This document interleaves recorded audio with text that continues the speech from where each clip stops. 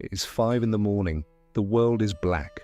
The alarm on your phone, a brusque, violent digital scream, rips you from the comfort of the void. Your first thought is not a thought. It is a feeling, a heavy physical dread. Your weak self is the first thing to wake up. It speaks to you instantly.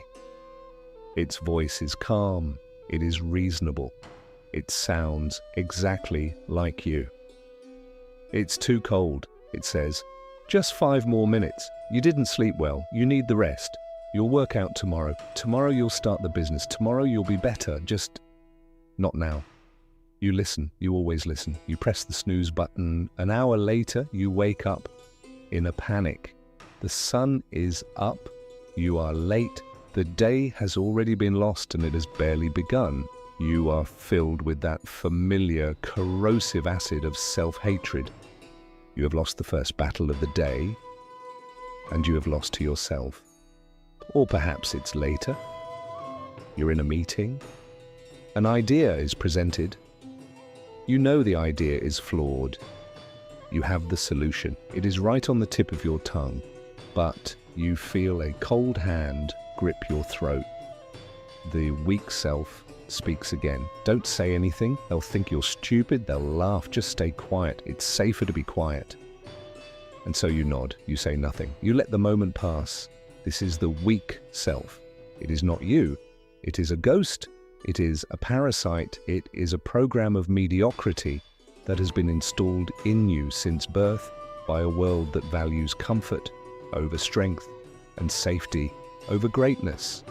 It is the sum of all your fears, your past failures, your insecurities, and your addictions. Its only goal is to keep you safe, comfortable, and small. And its most powerful weapon is that it has convinced you that it is you. We are told to fight this self. We are told to negotiate with it, to be kind to it, to accept it. This is a lie. You cannot negotiate with a parasite. You cannot be kind to a ghost that is actively sabotaging your life. You cannot accept a program that is designed to keep you in a cage. You must kill it. This is not a process of self-improvement. This is not a life hack. This is an act of war. It is a brutal, voluntary, and necessary execution. And it is the only path to true power. This is the Phoenix method. The legend of the Phoenix is not a story of improvement. The Phoenix does not fix its old feathers. It does not heal its aging body. The Phoenix, when it knows its time has come, plunges itself into a fire of its own creation. It burns. It is reduced to ash. It suffers a complete and total death. And only then, from the ashes of its former self, is it reborn. New, powerful, unbreakable. This is the metaphor for the warrior's spirit. Miyamoto Musashi, the undefeated master, did not become a legend by improving his brash young self. He killed that self. He threw himself into the fire of Shugyo, austere, brutal, relentless training. He faced death 61 times. He lived in caves. He abandoned comfort. He walked the path of the loner, the dokodo. He burned away everything that was weak, everything that was dependent, everything that was not the blade. What was left was the master, the man whose mind was so strong, whose presence was so heavy that his legend still scares people centuries after his death. The Phoenix method is the modern application of this ancient, ruthless truth. It is the conscious decision to build your own fire and to walk into it. It is the process of killing your weak self to build a mind that scares people. This fire is not metaphorical, it is real. It is a series of actions and it has 3 parts. This is the process of your own destruction. The first fire you must walk into is the fire of solitude. This fire is designed to kill your social self. The weak self is a creature of the herd. It is a social animal. Its entire identity is built on the reflections it sees in the eyes of others. It needs approval. It craves validation. It fears rejection more than it fears death.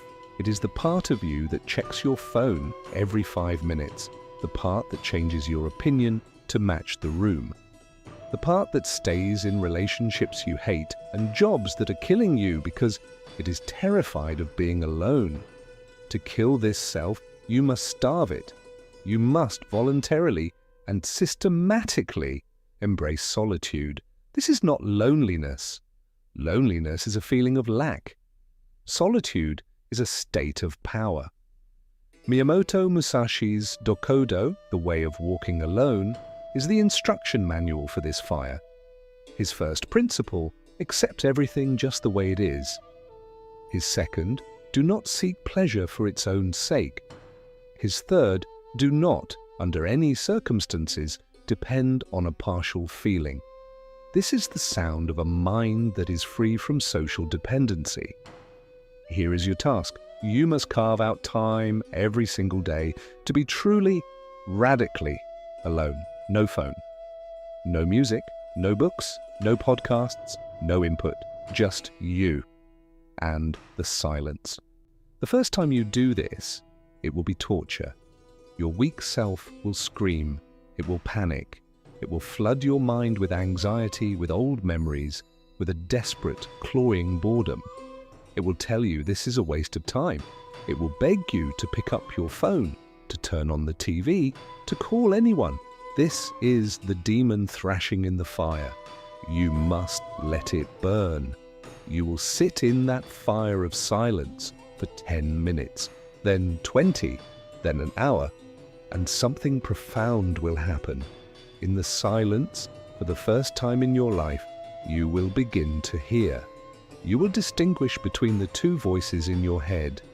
You will hear the panicked, needy, terrified voice of the weak self. And you will hear the other voice, the quiet one, the one underneath, the voice of the phoenix. This is the voice of your true will. It is calm. It is certain. It doesn't beg, it knows. The more you sit in the fire of solitude, the louder the quiet voice becomes and the weaker the social self grows. You are burning away your need for approval. You are scorching the fear of rejection. You are learning, as Musashi did, to be a fortress unto yourself. When you no longer fear being alone, you are no longer a slave to the opinions of others. You can speak your truth. You can hold your ground. You can walk away from anything and anyone that does not align with your new, forged self. You have killed the puppet, and you are, for the first time, free. This brings you to the second and more brutal fire, the fire of discomfort. This fire is designed to kill your physical self. The weak self is a creature of comfort. It is a lazy, spoiled king. It hates cold, it hates hunger, it hates exertion. It has built a soft, padded world around you. It is the voice that screams when the alarm goes off.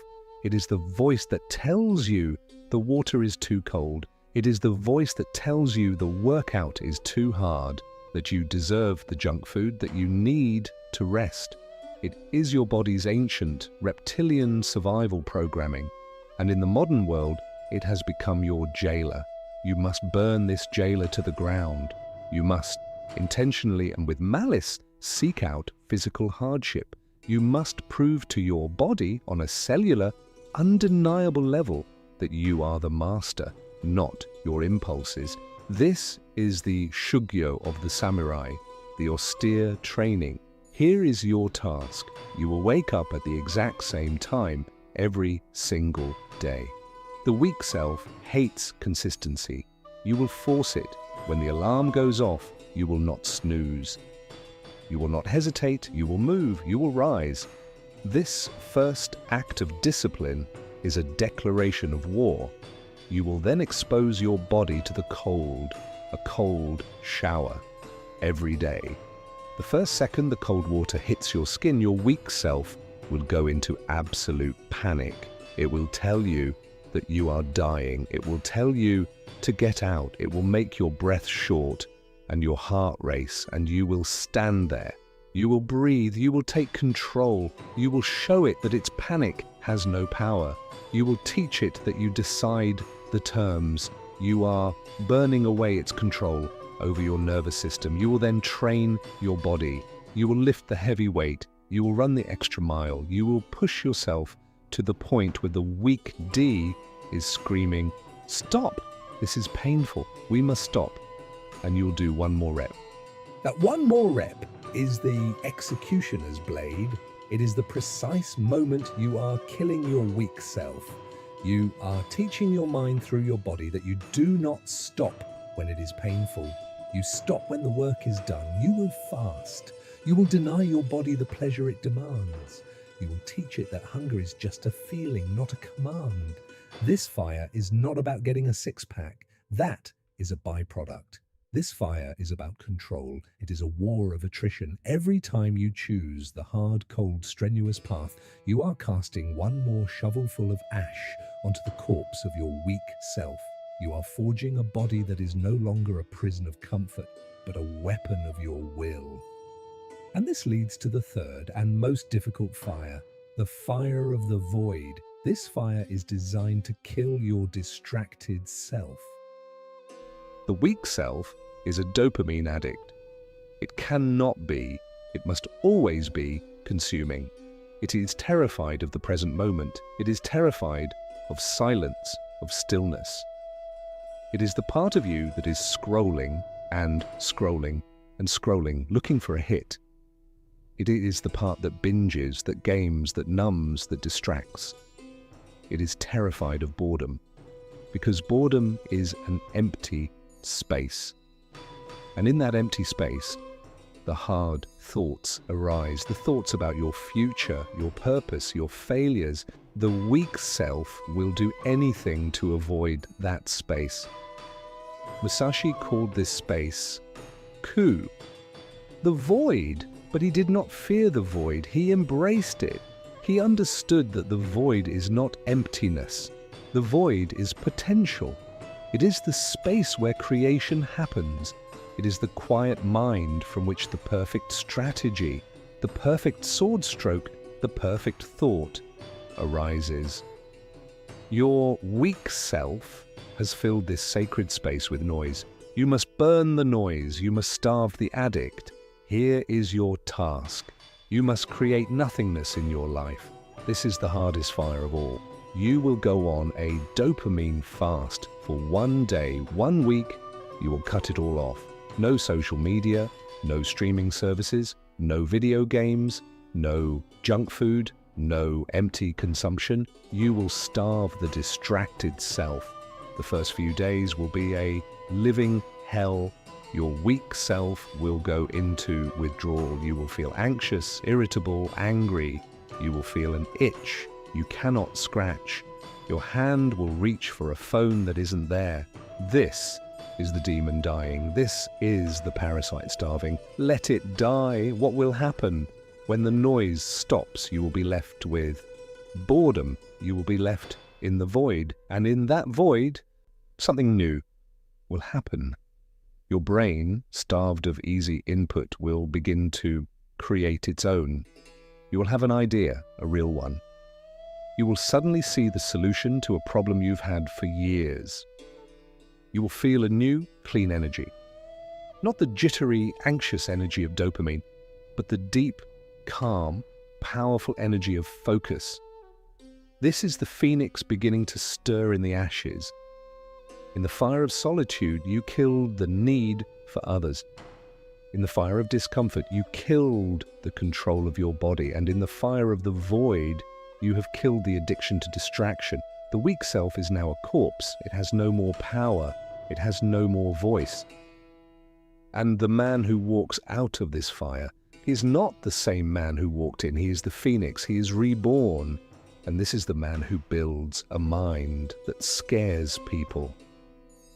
What does this scary mind look like? It is not what you think. It is not aggressive. It is not loud. It is not arrogant. The mind that scares people is, in a word, calm. It is the calm of Miyamoto Musashi standing before his 61st duel. It is the calm of the mountain that is unbothered by the storm. It is the calm of a mind that has been to war with itself and won. This is what scares people, your unreactivity. The modern world is a sea of screaming, reactive children trapped in adult bodies. People are slaves to their emotions, their triggers, their phones, their impulses. They are puppets, and everyone can see their strings. The man who has walked through the three fires has no strings. When someone insults this man, he does not react, he does not get angry, he does not get defensive. He simply observes. The fire of solitude taught him that other people's opinions are just noise. This calm observance is terrifying to an aggressor. They expect a reaction. You give them nothing. It is like punching water. When a crisis hits at work, everyone else is in a panic. This man is not. He is still. The fire of discomfort taught him that panic and pain are just signals, not commands. His mind is clear. He sees the strategy. He sees the void of potential. He finds the solution while everyone else is screaming about the problem. When he is given a hard, painful, boring task, he does not complain. He does not procrastinate. He just does it. The fire of the void taught him how to work without the need for a dopamine reward. This is what scares people. They cannot read you. They cannot manipulate you. They cannot understand why you are so calm. They cannot understand why you are so disciplined. They cannot understand why their insults, their praise, their gossip, and their chaos has no effect on you. You are not playing their game. You are not a piece on their board. You are the board. Your mind, forged in your own fire, has become a thing of such solid, internal referencing power that to the outside, reactive world, it looks inhuman. It looks like magic. It looks scary. Now, this is the ultimate promise of the Phoenix method, the death of your weak, dependent, distracted self, and the rebirth of a calm, focused, and unbreakable mind. But I must leave you with this. The Phoenix method is not a one-time event. It is not a 30-day challenge. It is a lifestyle. The fire is not something you walk out of. The fire is something you become. The weak self is never truly dead. It is a ghost that haunts the ashes, always waiting for a moment of weakness, a moment of comfort, a moment of distraction to try and rebuild itself. Your weak self will be there every morning at 5 a.m. It will be there in the meeting. It will be there when the cold water hits. The Phoenix method is the act of choosing the fire again and again and again. It is the daily conscious decision to burn away the part of you that is weak. It is a lifetime of glorious, agonizing, and beautiful self-destruction and self-creation. The ashes of your old self will be your old friendships, your old comforts, your old addictions. It will be a lonely path. It is the dokodo, the way of walking alone. But the man who is reborn from those ashes, he is not lonely. He is complete. He's not weak. He's the fire. The question is not, can you do this? The question is, will you? Will you be the ash? Or will you be the flame?